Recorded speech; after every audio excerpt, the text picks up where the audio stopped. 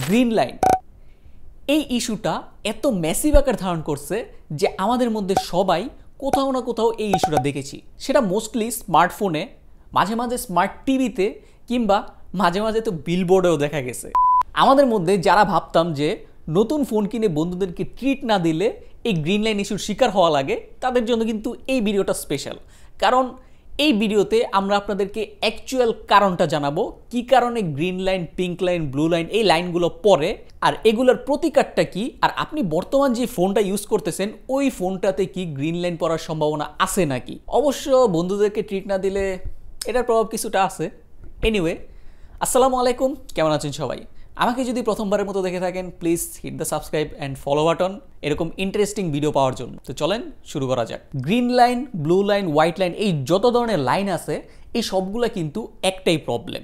তো এই ভিডিওতে আমরা জানবো এগুলো পড়ার কারণটা কি, আর কোন ফোনগুলো বেশি ঝুঁকিতে আছে, আর আপনি এটা থেকে কীভাবে বাঁচতে পারবেন। তো প্রথমেই বলি গ্রিন লাইন জিনিসটা আসলে কি।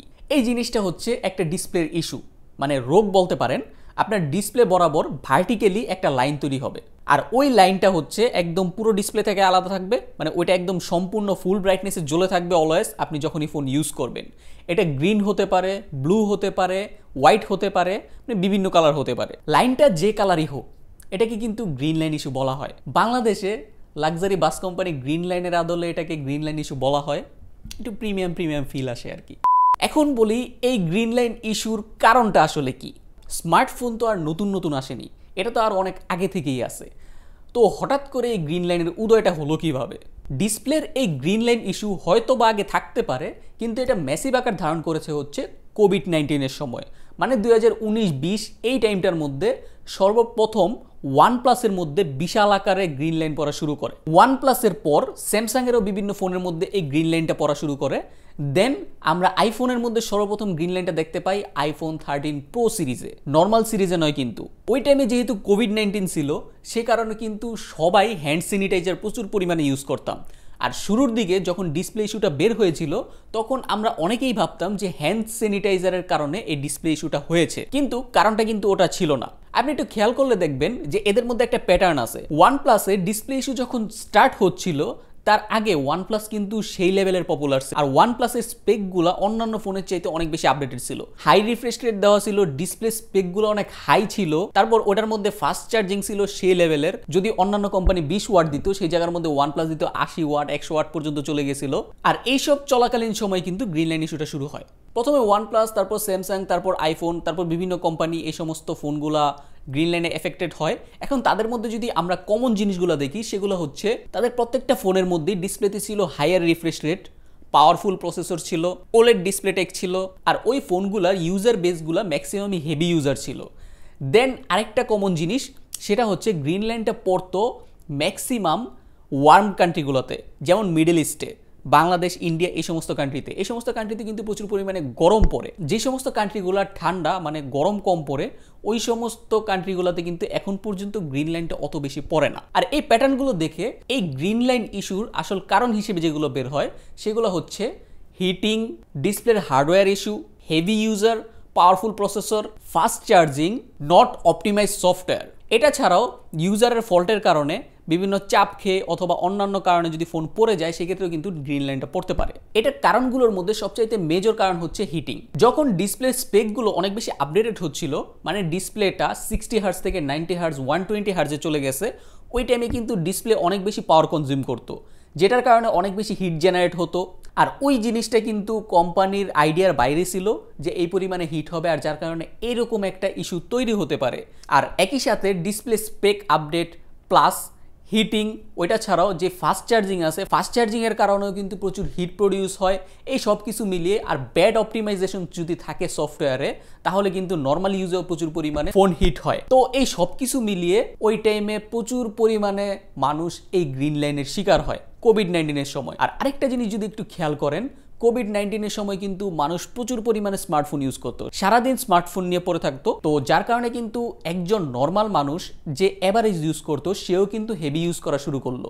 আর হিটিং যে এটার একটা মেজর ইস্যু, সেটা আপনি একটু খেয়াল করলেই বুঝতে পারবেন। সবচাইতে বেশি এফেক্ট হয়েছে স্ন্যাপড্রাগন 888 প্রসেসর দিয়ে বানানো ফোনগুলা, যেমন স্যামসাংয়ের কিছু ফোন আছে, এছাড়া অন্যান্য ফোন আছে, তার একটা কারণ হচ্ছে স্ন্যাপড্রাগন 888 এটা কিন্তু প্রচুর পরিমাণে হিট প্রডিউস করে। এখন পর্যন্ত যারা এই প্রসেসরওয়ালা ফোন ইউজ করতেছে তারা কিন্তু অনেক বেশি রিস্কে আছে। তাছাড়া এটার মধ্যে যে সফটওয়্যার অপটিমাইজেশনেরও একটা প্রভাব আছে সেটা কিন্তু দেখতে পারবেন আপনি আইফোন 13 প্রো দেখলে। আইফোন 13 প্রো, 13 প্রো ম্যাক্স এটা কিন্তু প্রচুর পরিমাণে পপুলার হয় এই ডিসপ্লে ইস্যুর কারণে। আইফোন 13 প্রো সিরিজের মধ্যে সর্বপ্রথম হাই রিফ্রেশ রেট দেওয়া হয়, আর সফটওয়্যার অপটিমাইজেশন না থাকার কারণে আইফোন 13 প্রো সিরিজ কিন্তু রিলিজ হওয়ার পর প্রচুর পরিমাণে হিট হতো।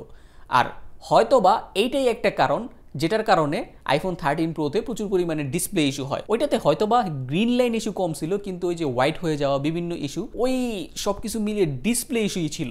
তো পরবর্তীতে 1 বছর যাওয়ার পর অ্যাপেল আস্তে আস্তে সফটওয়্যারটা অপটিমাইজ করে বর্তমানে কিন্তু আপনি আশেপাশে দেখলে দেখবেন যে আইফোন 13 প্রোতে আহামরি তেমন ডিসপ্লে ইস্যুটা নাই। তো এর মানে কি বোঝা যায় যে অ্যাপেলের তখন সফটওয়্যারটা বেশ ভালো অপটিমাইজ ছিল না, এটা একটা কারণ। আর এটাও হতে পারে যে ওই টাইমের যে ব্যাচটা ছিল ওইটার মধ্যে হার্ডওয়্যারে ফল্ট ছিল। এখন এই ডিসপ্লে ইস্যুটার রিস্কে কারা আছে? প্রথমত যারা আমার চ্যানেলটা সাবস্ক্রাইব করেন নাই তারা please hit the subscribe button. আর এই ডিসপ্লে ইস্যুর রিস্কের মধ্যে তারাই আছে যাদের প্রসেসর স্ন্যাপড্রাগন 888 মতো অনেক বেশি হট প্রসেসর। বিশেষ করে স্যামসাংয়ের এক্সিনোসের যে প্রসেসরগুলো আছে ফ্ল্যাগশিপ লেভেলের, ওই সব প্রসেসরগুলো কিন্তু প্রচুর পরিমাণে হিট প্রডিউস করে, যার কারণে ওই সব ফোনের মধ্যে গ্রিন লাইন, ব্লু লাইন মানে এই ডিসপ্লে ইস্যুগুলো হওয়ার প্রবণতাটা একটু বেশি থাকে। এছাড়াও স্ন্যাপড্রাগন 888 কিন্তু একটা অভদ্র প্রসেসর, সেটা আপনি বর্তমানে ইউজ করলেও দেখবেন যে হুদাই হিট হইতেছে।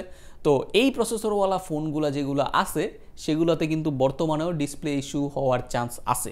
এটা ছাড়া অন্যান্যরও বিভিন্ন কারণ আছে, যেমন আপনার অভ্যাস যদি এমন হয়ে থাকে আপনি বালিশের নিচে মোবাইল ঢুকায় চার্জ দেন, সেক্ষেত্রে এটা কিন্তু একটা মেজর ইস্যু। এটার কারণে আপনার ডিসপ্লে নষ্ট হওয়ার চান্স অনেক বেশি। আপনার কাছে যদি ওলেড অ্যামোলেড ডিসপ্লেওয়ালা ফোন থাকে তাহলে কিন্তু গ্রিন লাইন, ব্লু লাইন এগুলা পড়তে পারে, এটার কোনো ঠিক নাই। তবে আইপিএস ডিসপ্লে যারা ইউজ করে তাদের কিন্তু ভয় নাই, আইপিএস ডিসপ্লের মধ্যে এই সমস্ত ইস্যুটা নাই। এখন এই জিনিসটা থেকে বাঁচবেন কিভাবে? এই জিনিসটা থেকে বাঁচার জন্য আপনি কয়েকটা জিনিস ফলো করবেন। সেটা হচ্ছে প্রথমত ফোনকে অনেক বেশি হিট করা যাবে না। আপনার ফোন যখন অনেক বেশি হিট হয়ে যাবে তখন ফোনটাকে একটু রেস্ট দেন। আর আরেকটা ভুল আমরা সবাই করে থাকি, সেটা হচ্ছে ফোন ইউজ করা শেষে সাথে সাথে আমরা চার্জে লাগিয়ে দিই। এই জিনিসটা হচ্ছে একটা মেজর কারণ। জিনিসটা চোখে লাগে না যে এটা একটা ভুল, কিন্তু এটা একটা মেজর কারণ। আপনি যখন ফোন ইউজ করতেছেন তখন কিন্তু ফোনটা অলরেডি গরম হচ্ছে, তখন ফোনটা যখন আপনি রেখে দিবেন মানে সরাসরি আপনি যখন চার্জে লাগাবেন তখন চার্জ হওয়ার সময় কিন্তু আরও বেশি হিট প্রডিউস হয়।